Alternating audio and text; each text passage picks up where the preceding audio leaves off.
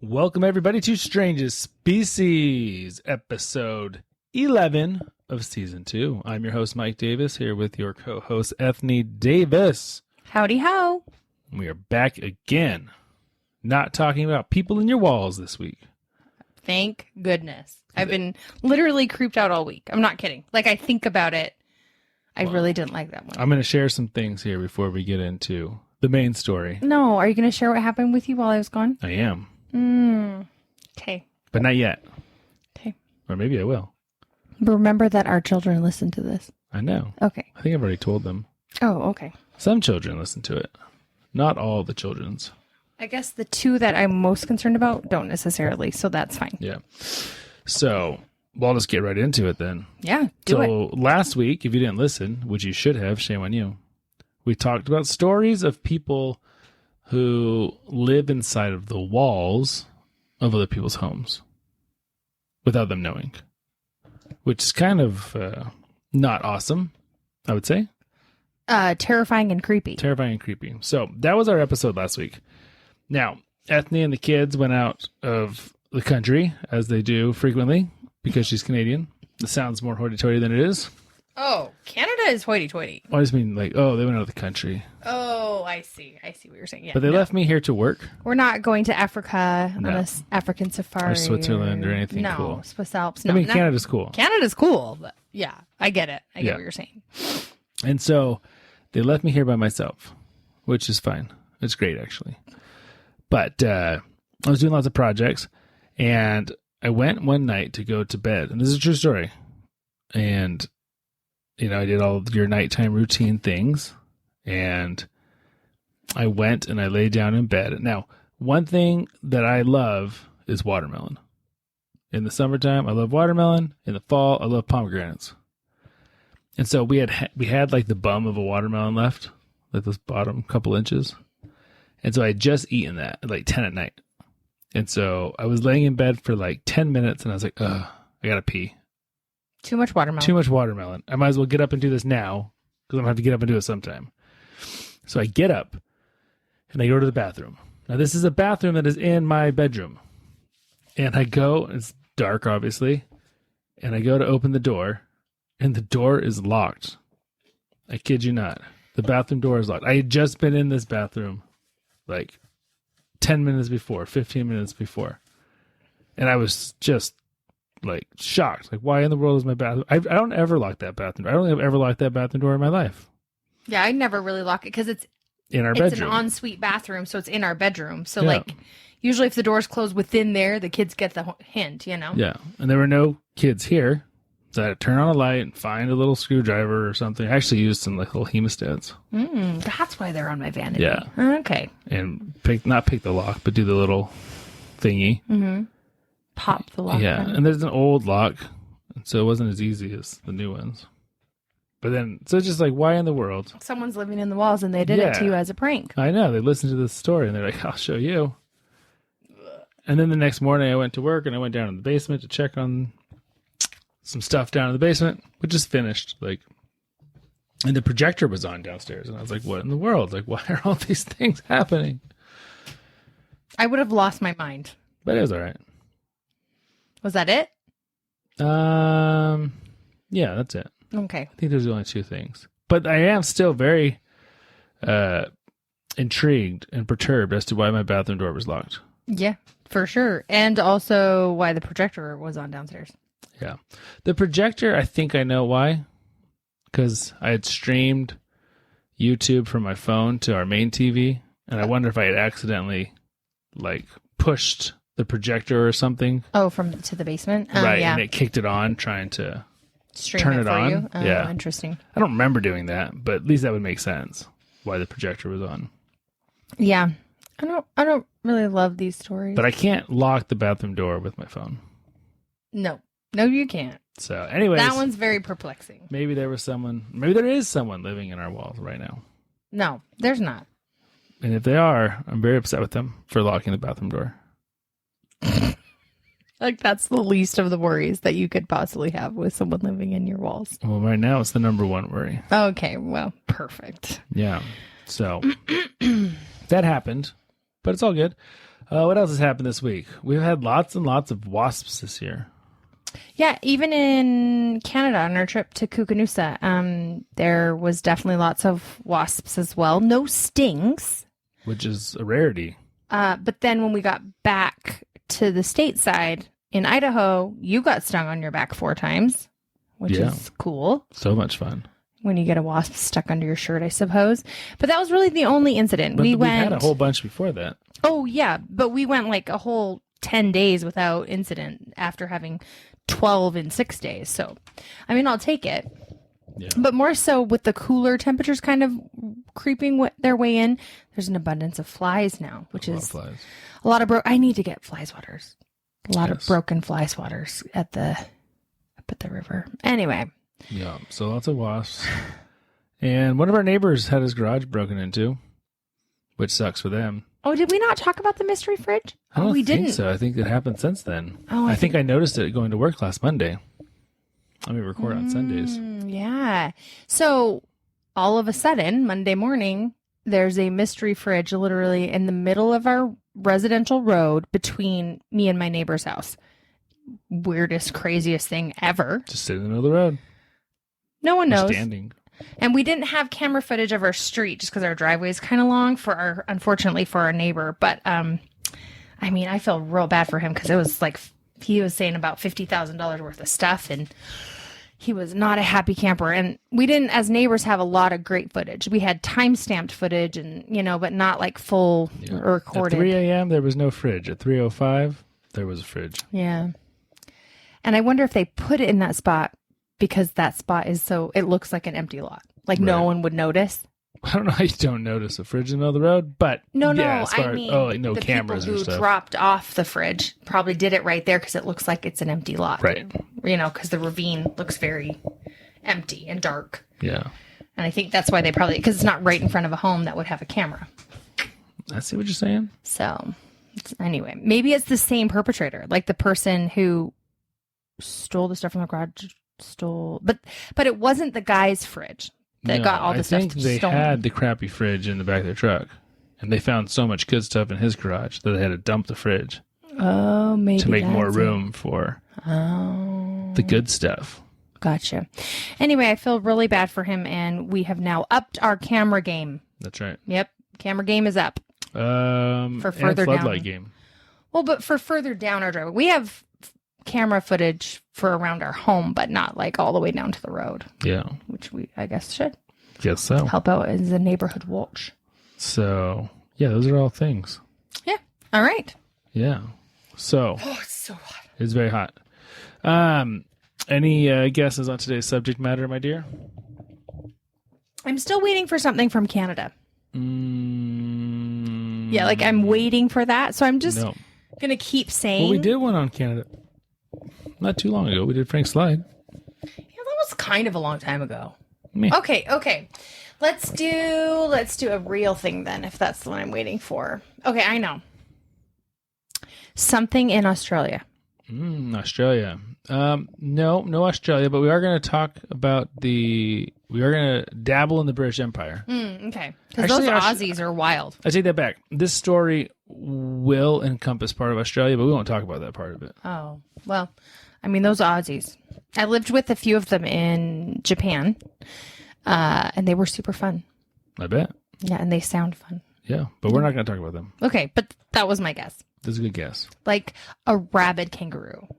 No, we did talk about the Great Emu War. Yeah, I remember that. But I think a rabid kangaroo would be interesting. That would be interesting. But nope, don't have a story about that. Okay. But it's a good effort on your part. Thank you. So I got a couple questions for you, okay? Okay. I love these. How do you make a dictionary? I mean, you just copied the first one and make a few additions and changes. There you go. Because, I mean, there's... Well, what if there wasn't a first one to copy? Have you ever thought about this? I most definitely had not ever thought about this. I've never thought about this. You write a word and then you define it. And then you write another word and define it. I mean, is there really a lot to this? Well, I think in general, that's a very good approach. Thank you. I think in practicality, you probably need a little more of a systematic approach. Why? Well, because you got to get all the words. Oh, I'm sure there's still words they miss all the time. And hence the Urban Dictionary, because Yeah. So, and then again, so how do you define the words? Well, and how do you know if those are all the words? Because, the words based on where, right? Because Canada has different words than the United States, than the United Kingdom, than, And language is always evolving, right? Oh, for sure. So based on all the words in quotations from where? Obviously, if it's Webster's Dictionary, isn't that taking place in England? So all of the I don't English know where words? Webster's from. It's the English language. I don't know if it's from England or where. Yeah, I don't know. I just assumed it was, but I guess It could be. I don't know. I'm not questioning that. I'm just questioning. Maybe it. it's from our neighbors, the Websters. Oh, maybe. Yeah. I doubt it. It's all the words that they know. I'm gonna ask Dave if he knows a lot about defining words. Yeah. Do you know what it's called? Someone who makes a dictionary? A dictionaryist. That would be a good word. I don't remember what it is, but we'll get there. I'll tell you it when I find it in my notes somewhere. It's a funny word. Well, I like dictionaryist. Because epistemology is the origin of words, I believe. Like the study of the origin of words. Yeah, I honestly don't know if it's epistemology. That doesn't seem right. But well, that's definitely not what a dictionary maker is. That reminds me, I was asking someone what you call themselves if you're from somewhere. I don't know. Like if you're a Spokenite. Is that what we are? I don't know. That's what I've heard people say. But like, how do you decide like a Calgarian, right? Like, yeah. I don't know. Were you asking someone from Athol? An Atholian? Yeah, that's what I call them. An Atholian? Yeah. Or it could just be Athols. We love Athol. It's the greatest. There's a town in Idaho called Athol, which is fairly close to where we camp. It's the greatest. I think they're Athols. I think that's the correct pronunciation. Oh my gosh. We love that place. We have loved that place for years, long before we lived as close as we do to it. So it's got all the good things. Yeah. A light up shrimp truck. I think it's salmon. Or salmon It's truck. not even a truck. It's a van. school bus. Yeah, school with a strobe bus. light to buy salmon on the side of the highway. Is it still there? I don't ever drive that way anymore. Yeah, I know. Also, there's a Renaissance Big Renaissance fair. there. Big. And Athol technically, isn't the Renaissance fair. address for Silverwood Athol? Mhm. Yeah. So, Yeah. they own Silverwood. Athol's cool. Absolutely. Yeah. Okay. We're totally not focused. Let's go. Let's so go back. dictionaries. How do you make one? How do you define words? How do you find the words to define? You just start with the A's and go through them, man. But how do you know you got them all? Well, you don't. You just Okay. got to start somewhere. You're like, this dictionary has 72% of the words. Well, If it's the how other, do you ever know if you're ever going to have all of them? You don't. if you want Because to it depends on where you live. You'll never have them all. Well, right. I guess you'll never have all for all the languages. Yeah, you're clammy and gross, I know. But I never get that way. This is how I live my whole life. Welcome to my world. So it's really hot today, but we also were having a massive fire in our backyard.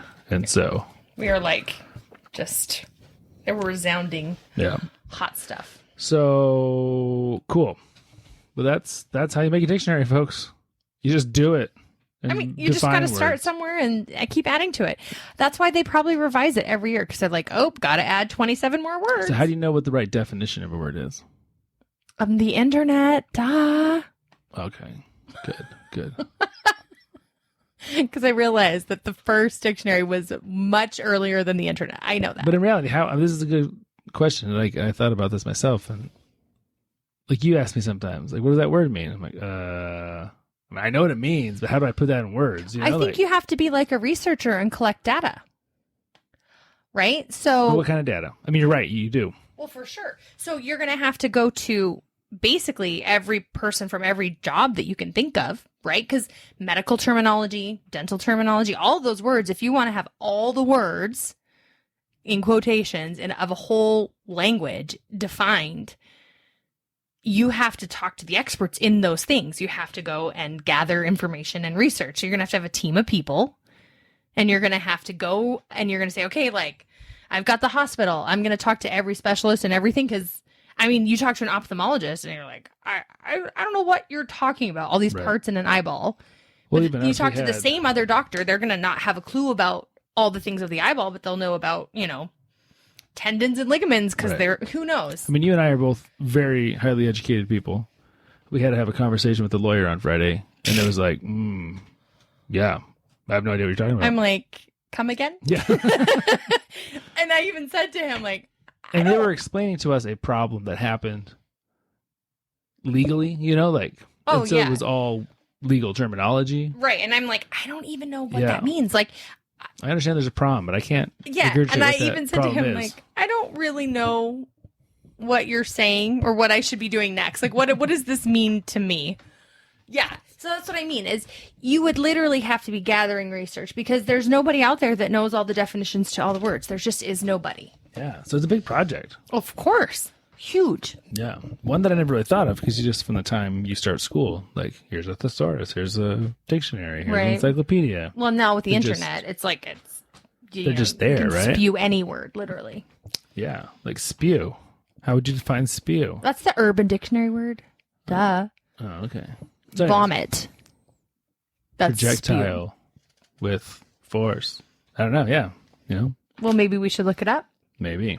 It doesn't really matter for this. So, the most common dictionary in English is not the Webster's Dictionary. It is the Oxford Well, I would have said Oxford. comma. Yeah. Oh, ugh. I hate the Oxford comma. I'm a big fan of the Oxford comma. No, I hate the Oxford comma. It's so redundant and useless. And there's a song about it, Vampire Weekend? Mhm. Yeah. And Yeah. we've had plenty of personal experience with our Oxford commas. And I had a friend who went to Oxford. There you go. There you go. So 1857, A long time ago. yeah, in London, the Philological Society of London. The philological? Philological. Philo? How are Maybe philological. How are PH? Philological. Whoa. These are the guys that like to study words. Wow. Philo. This is a new word for me. One more time. Philological. Philological. Or maybe philological. Or philo. But not to be confused with I philosophy. would assume philological would be the PHY. So then I would say philological is probably because it's like the philosophy. But then Right. yeah, I think it's philological. Let's go with philological. We need the epistemology. Of the philologicalness. Yeah. We're so smart. Or so dumb. SMRT. So they decided that all the existing dictionaries simply weren't good enough. So this philological group Mhm. at Oxford, They weren't at Oxford. They were in London. they were in London, decided that the first Oxford dictionary. No such thing as the Oxford Dictionary at the time. Oh. Just the existing current dictionary sucked. But we don't know the name of that one. Yeah. they Oh, were okay. like the King James Dictionary. Okay. I don't know what Perfect. they were. I got it. So just the current But one. they decided a new one needed to be made from scratch. Like we got to start from the bottom up and build ourselves a new dictionary. Seems like we're they word want to do nerds. extra word. Yeah, extra work for no reason. Oh, Because I mean, these guys are like they make Dungeons and Dragons players look like rap superstars. I don't think that's ever possible. So they wanted a dictionary that would include every word in the English language. I mean, good on them. Yeah. Yeah. They So got to that have a was in lot of time on their 1857. hands. So they hooked up with Oxford University to do this project. Hence why the name, the Oxford Dictionary. Right. So that was 1857. It wasn't until 1879 that the project actually officially started. So 22 years Whoa. to even get the ball rolling here. Yeah, that's typical, like, Well, it's like the government was in charge right. of it. Well, and the government kind of is because institutions like that are sort of government funded. Yeah, it depends if they're private or public universities. I guess that's true. But anyway. So the man who was hired to be the chief editor to oversee this project was a man by the name of James A.H. Murray. 2 middle names, huh? James A.H. Murray. Yeah. He looked exactly like Professor Dumbledore. Really? Yeah. That's awesome. Yeah. Which makes sense if you're a guy who literally is obsessed with making dictionaries. That was actually his profession. Yeah. I didn't write the word down. Wait, didn't your brother read dictionaries? Encyclopedia. Encyclopedia is very different. Yeah. Yes. Yeah. It's better. I would say it's better. Yeah, it's way better. Yeah. Because when we were kids, we all had like a full encyclopedia sitting in our house, right? We probably had 2 or 3. We had like a kid's one, we had a normal one. Yeah. Yeah. I think sometimes there's pictures. Yeah, totally. Yeah. Lots of words. Lots of words. More words than pictures. Maybe your encyclopedia had more pictures. I don't think any encyclopedia, if it's really an encyclopedia, has more pictures than words. But yeah. So this is a big project, right? Yeah. Why did it take 22 years to get going? I don't get it. Well, maybe they had to fund it. I don't know. Oh, okay. Just a lot. Okay. Yeah. So what did A.H. Murray... Well, they anticipated a 10-year project. Okay. They're like, we should be able to get this done in 10 years. 5 years in, guess what word they were on? Were they still in the A's? Ant. Okay. Something's really slow at Oxford because it takes 22 years to start a project. Then somehow they think just to start a project, you're going to finish another huge project in 10 years. Well, and I'm not sure exactly if they started that project before, but like the official start date wasn't until 79 or how all the math works out. So we're talking about you have to do every word like A, B, A, C, all that. That's how they work. So A-N is not far. But at least they're A and T, not like A and C. I mean, okay, but still, that's pretty bad after 5 years. So then if you multiply that by 26 letters, and obviously like Z is going to be way less and Y way less than A's, but just it's a ways to go still. That's like, yeah. So I'll end up cutting to this isn't what the story's about, but it ended up taking them 70 years to complete the first edition of the Oxford that's what Dictionary. the math in my head. I was like doing 26 letters times 5 years. I was like, this is going to take really? Yeah. 70? Yeah, 70. Yeah, it was a lot. So how did they think that it would take 10 years? Like, where did they get that number? So James A.H. Murray had made dictionaries before. Or maybe not made them entirely, but had worked. I mean, that was his profession, was a dictionary maker. Mm-hmm. So he probably had some idea, but again, they wanted to start from scratch, and they did something a little different in the Oxford Dictionary than had ever been done before, which I think really bogged him down, and we'll get there in a second. But yeah, I guess he just predicted 10 years, and then he died before it was done, so. I mean, obviously, if he already looked like Dumbledore, he's not going to live another 70 years. No. But it's cool. Pictures of him. It looks like he's in Hogwarts. He's That's like awesome. These giant library rooms, like floor to ceiling of books. And big beard. Big beard. That's awesome. Yeah. Way to Looks go. hot. But England's not really a hot place, so you'd be fine. I think it's pretty dang hot in summer. When you have a beard and robes. No? I don't know. I don't think it ever really gets like hot. Well, that's good. That is good. So Murray realized after these couple years, like, this is taking longer than I thought. Ovs. We need to change something. Yeah. We are not going to be able to complete this project with the group of guys I have. So they did something that was pretty revolutionary for the time. They essentially turned it into Wikipedia. What does that mean? Like they let anyone... Yep. They sent out flyers saying, please send us words so we can put them in our dictionary. If you speak the English language and you can read, you can help us with this project. Interesting. So that's where I could say Australia might have come into this. There were probably some people in Australia who were helping out. Could you imagine organizing all the letters and words that came in? Like that would be way more work almost. Yeah. That'd be terrible. But apparently better than... I mean... But how many duplicates? Like, oh, we got our 74th Christmas. Yeah. I think you'd almost in your flyers that you're requesting, like, be specific. And maybe they were for certain regions. Yeah. Like, we need only R words, please. Yeah. Only R's. Ireland, you get all the I words. That's a good way of the doing United it. States, you get S through V. Yeah. That would streamline it anyway. Yeah. So they asked what they wanted volunteers to do.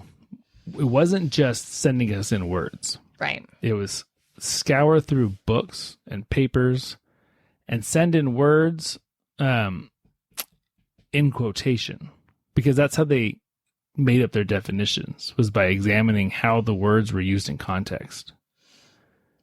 Okay. So they needed, if you were trying to find the word barn, they would want lots of quotations of the word barn to cross-reference with each other to define what a barn was in the English language. Now, the other thing they wanted, all of the previous dictionaries were written by scholars, mostly for scholars, and they wanted this to be a dictionary for the average person.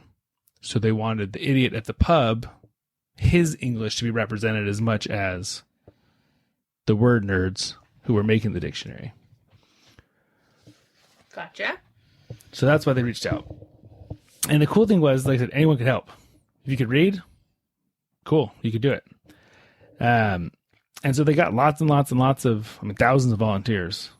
And some of them were very prominent people. For example, one J.R.R. Tolkien worked on the Oxford Dictionary. J.R. Tolkien? The writer of The Lord of the Rings and The Hobbit. Yeah, he probably defined a lot of his own words in his own book. Because it's like throwing in these elvish words. Yeah. Hey, put this in there, guys. What's an orc? Yeah. What's a hobbit? I don't think hobbit's probably in the dictionary. That's actually interesting. I know. Is hobbit in the Oxford Dictionary? It would be funny if it was in the Oxford Dictionary, but no other dictionary. That actually would be funny. Yep, you can see where Tolkien worked. Yeah, totally. We should check it out. Yeah, Middle Earth. It's definitely not in the dictionary, Michael. So that's why it was taking them so long. Oh, so that's what they're asking for. And it was taking a long time to compile all that. What was different about their dictionary as well, though, is they didn't want to only give a definition. They also wanted to give a historical background and quotes from the multiple books to show how it can be used. That is a lot of work. Yeah, so it was like a word and like a full paragraph. Yeah. I thought you were going to say like the pronunciation, which they have also now. Yeah. Like in the phonetic pronunciation of it in the brackets. Which I can never read because I don't know how all those little symbols work. Oh, gosh. So they had thousands of people from across the United Kingdom, U.S., and pretty much any other English-speaking colony around the world. But that's not where our story really is going. Oh, okay. I mean, it is, but we're going to focus on one volunteer that did more than pretty much all the other volunteers combined. Wow. Yeah. Okay. Somebody who had a lot of time to look up words. Which is amazing that there's people out there like that. I just don't get it. Well, it's kind of a cool story. Okay. Kind of a unique story. Kind of a sad story, but it's intriguing. I'll tell you about it. That's a good idea. Right now. Yeah. Okay. Let's do it. So this guy single-handedly contributed more entries to the Oxford Dictionary than any other person except for James Murray himself. Wow. Who was the chief editor. Okay. Whose full-time job was to make this dictionary. That man was a man by the name of William Chester Minor. William Chester Minor. He was an American. Okay. Born in good old Sri Lanka. He was not an American if he was born in Sri Lanka. Well, his parents were missionaries in Sri Lanka. He's Sri Lankan. Sri Lankite? Sri Lankite? But it wasn't called Sri Lanka back then. I don't know what it was called. Okay. So at 14, he was sent back to the United States to attend military academy. Oh. And eventually, after that schooling ended, he graduated from Yale with a medical degree in 1863. Good for him. Yeah. So he graduated medical school in the 22 years that the dictionary was in its planning phases. Perfect. They were waiting for him. They were. Now, oftentimes, I think it's fair to say that the events of our lives very much dictate our lives. The path that we take. For example, I graduated undergrad in 2010. Had I not been going to dental school, I would have been going into the workforce in the heart of, not the heart, but on the upswing of the financial crash. Yes. And so for a lot of our friends, that very much, dictated what kind of jobs they could get, where they could get jobs, things like that, right? Mm-hmm. For sure. I mean, that would alters everything. Right. And so for Minor, this was the same thing. He graduated right in the heart of the Civil War. And being a physician during the Civil War, there was kind of one main job, and that was to join the Army. So he joined the Union Army, or the North, and became a field surgeon, which sounds like a terrible job. Well, I mean, probably not a lot of other options, but yeah. So his first assignment, or on one of his first assignments, he'd barely been out of school, was at the Battle of the Wilderness. Now, the Battle of the Wilderness took place in Virginia, where a group of Northern troops tried to surround the Southern Army in some really, really thick woods. The battle only lasted 3 days, but it ended up being one of the bloodiest battles of the Civil War. In those 3 days, there were 29,000 casualties. Oof, jeez. And, I mean, so imagine you've just graduated school. Yeah. You've never seen any real, life, anything like that, right? And you get thrown out there, and in 2 days' time, you've got 17,000 men your age that you're attending. 2 days, 17,000 troops on his side. Yeah. So you're just, no sleep, no eat, you're just running around. Limbs missing. Oh. Cries, pain. Yeah, you're hacking off blood. limbs left and right. Oh, it's terrible. And this was a little bit different than a lot of the other ones because the forests were so thick where they were fighting, they caught on fire.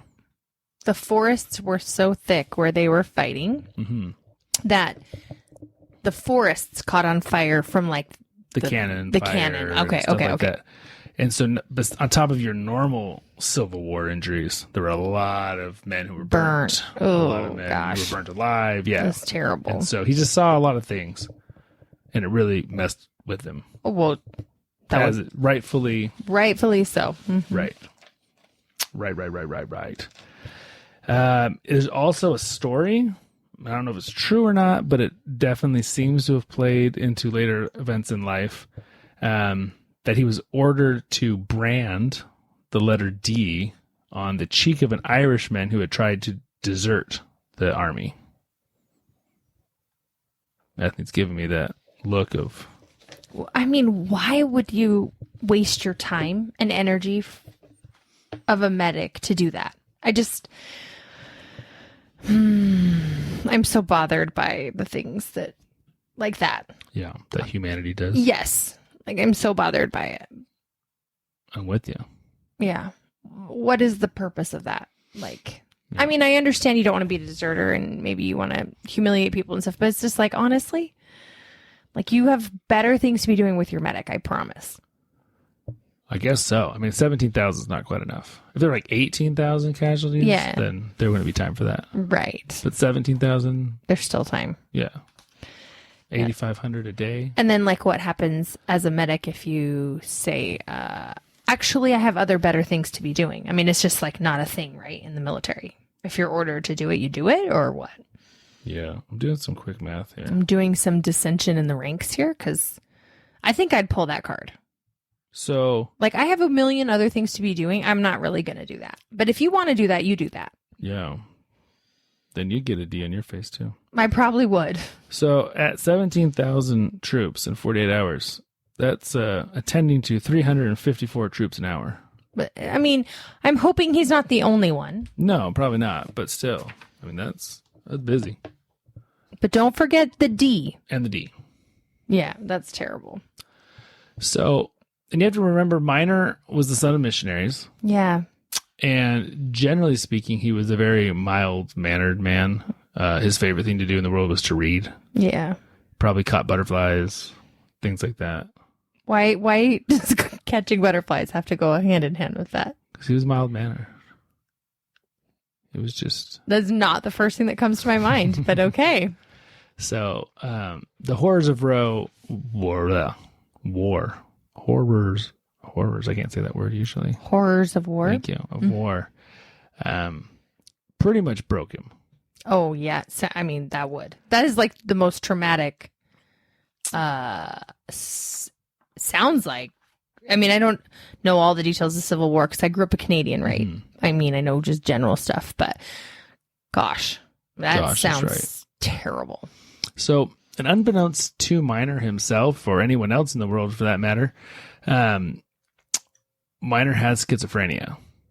Oh. And so he already was battling with demons he didn't even know he was dealing with, probably. Yeah. And that usually doesn't show up till mid-20s. Yeah.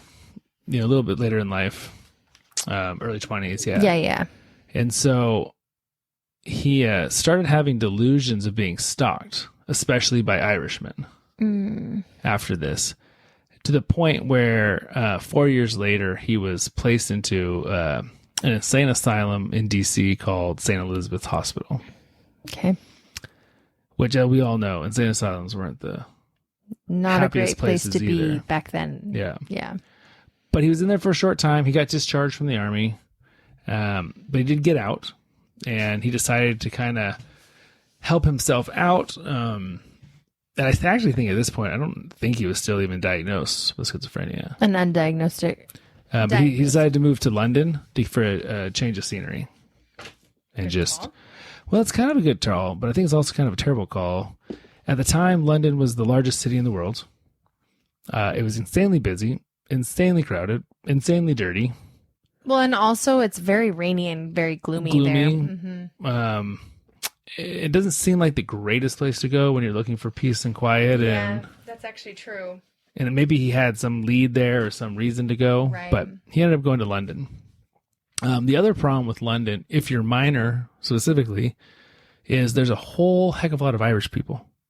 So your neuroses about being stalked by Irish people won't really... Yeah, it's not like moving to Mexico. Right, or New Mexico. Aren't many. Right. Yeah, Ireland's very close to London. It's shocking. Yeah. There's a lot of places really close to London when you're over in London. Yeah, that's true. Because there's a lot of little tiny countries. It's true. Yeah.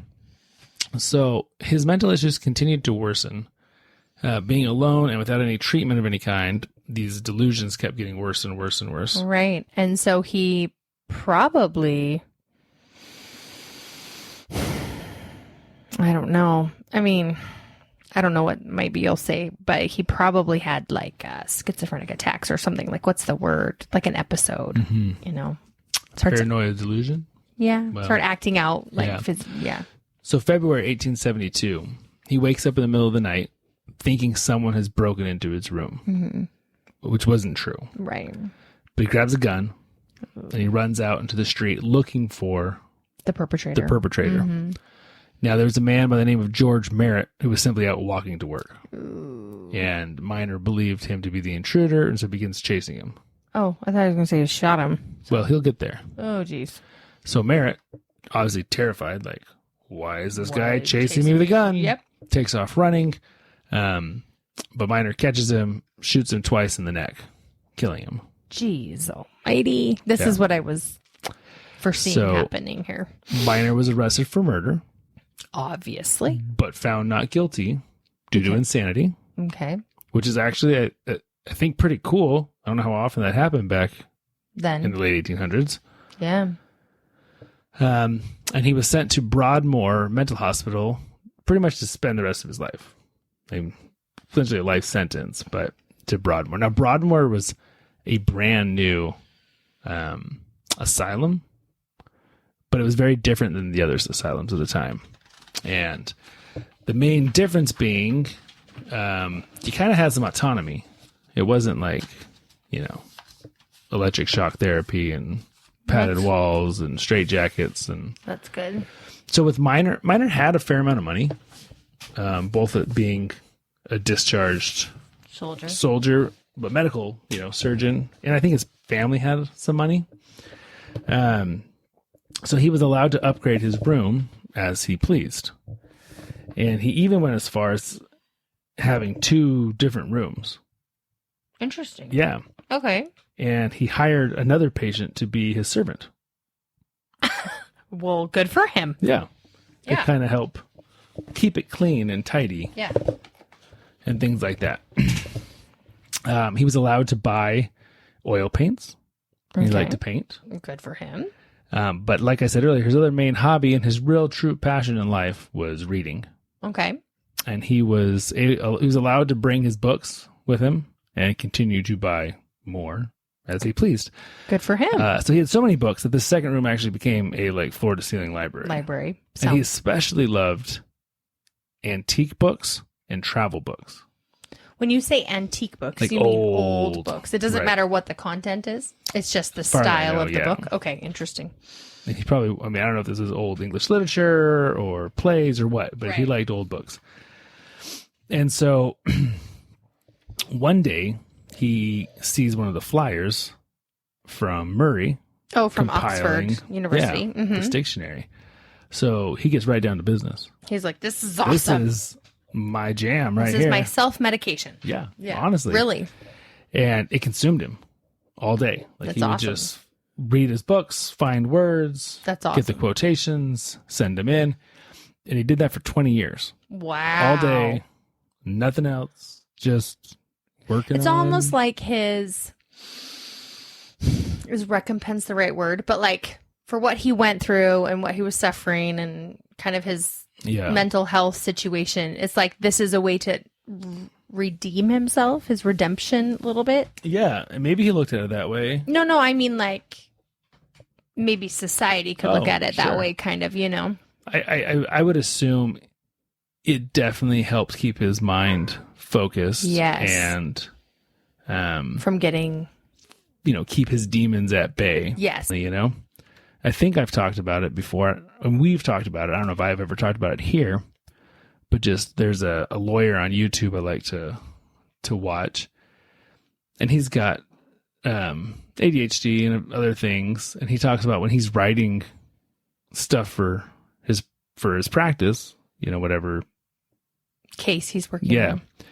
He has to have both a movie on and a video game on, and that keeps those parts of his brain occupied so he can focus on his task. And for me, and I think you, the opposite. I need nothing on so I can focus on this task. So just, brains work so differently and so everything. And I think possibly... Oh, I'm sure this is very therapeutic and very, like you said, self-medicating for him. Yeah. So I think that's awesome. Yeah. So anyways, he was very into it for 20 years. Now, Murray was very intrigued by this guy. Oh, I mean, who's sending in just stuff mountains of stuff. And he would always sign his letters from Broadmoor. Oh, Minor would. Oh, okay. And so at first he's like, is this a physician working at Broadmoor or whatever?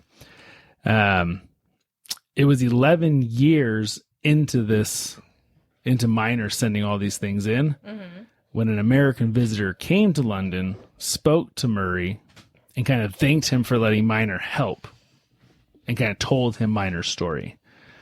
So once that happened, Murray began writing letters to Minor, knowing he was a patient there, talking about the work, but Murray was always very clear not to let Minor know that he knew his story. Just it was very, upbeat, complimentary. Right. Maybe saying, hey, can you work on this letter for us? Or we're really needing... The stuff you're doing so awesome. Thank you so much.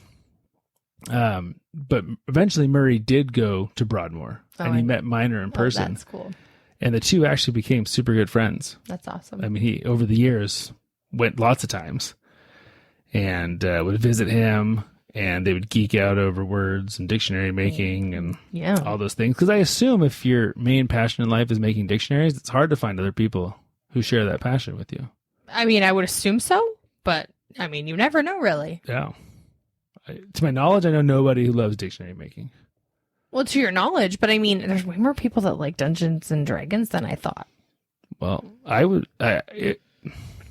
If someone could teach me how to play Dungeons and Dragons in like a Cliff Note version, I think it sounds fun. I don't got the time to get into that though.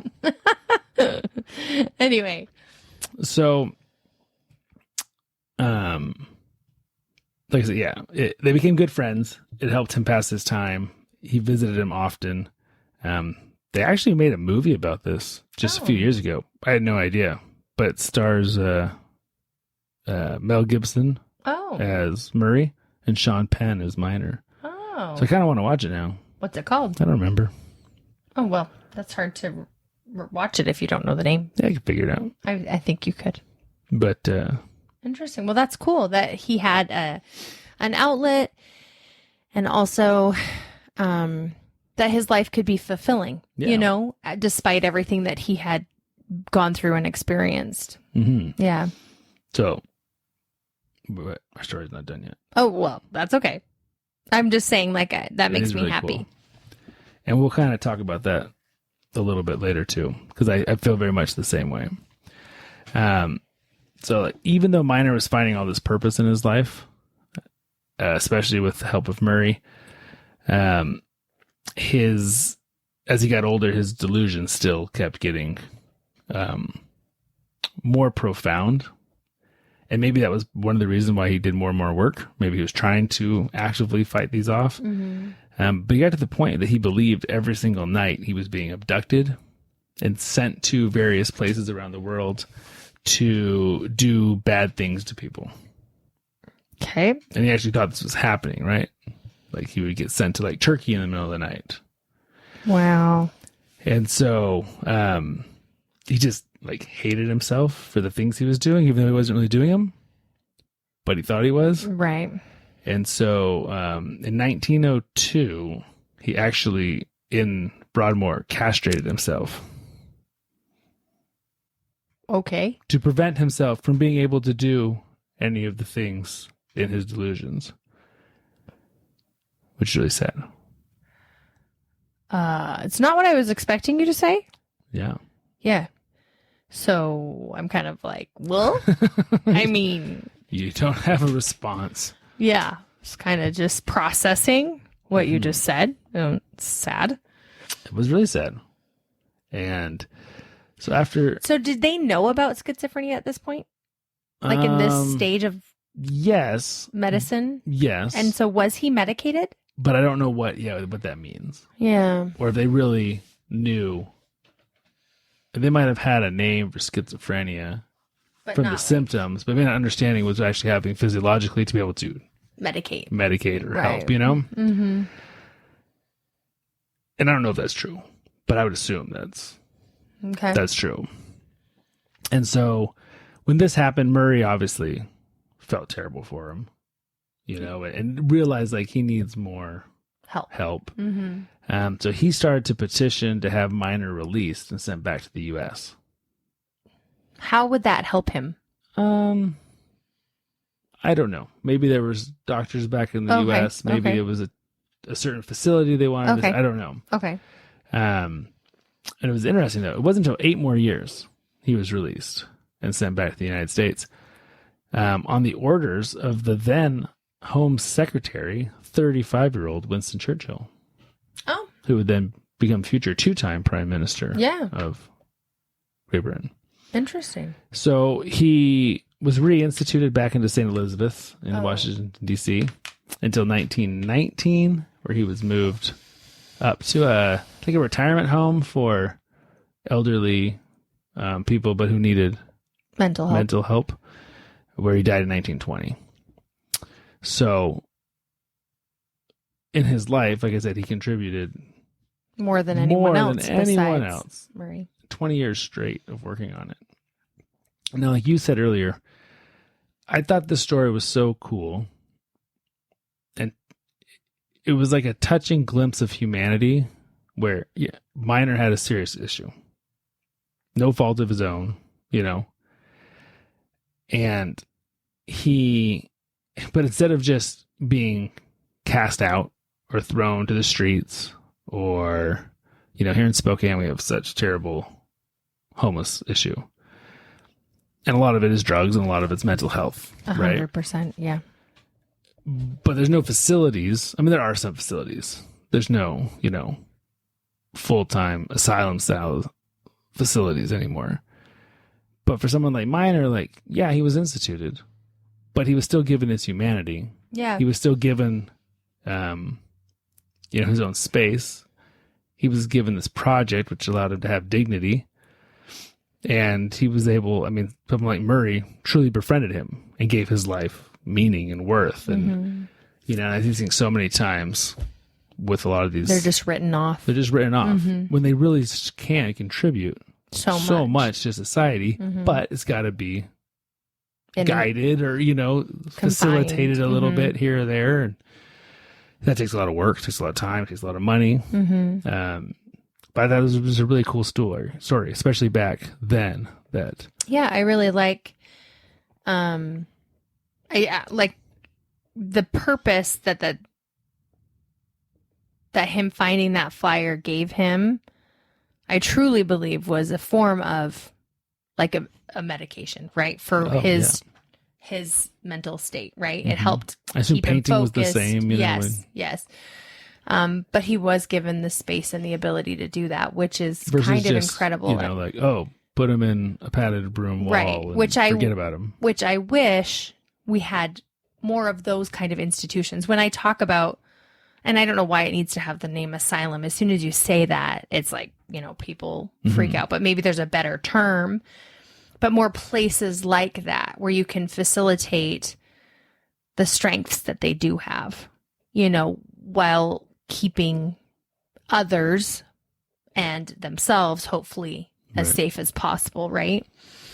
So, and obviously all these things are on a spectrum, right? Oh, for sure. Absolutely. But yeah, I mean, his was bad enough that he killed someone.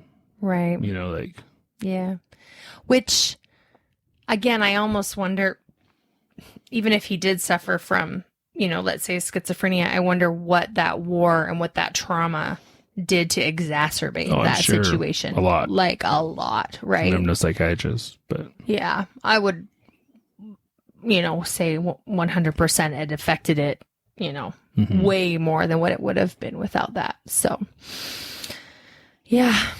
Anyway, that's kind of cool though. Yeah. Never really thought about dictionary forming and the process, but my goodness, I feel like they could be a little bit more efficient.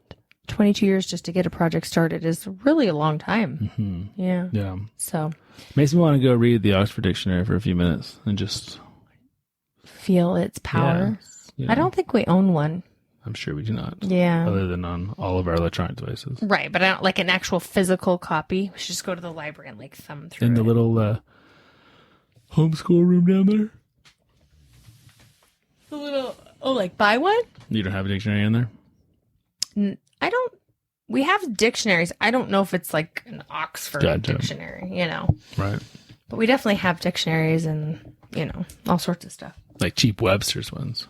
No, but I mean, specific ones put out like SAT dictionaries for specific SAT words and I don't know, they're more focused on what they want you to do for school. Not just every word that's ever out there, right? Like, with quotations and history. I wonder if they still have that. Well, that's why I wanted to actually look at go to the real library.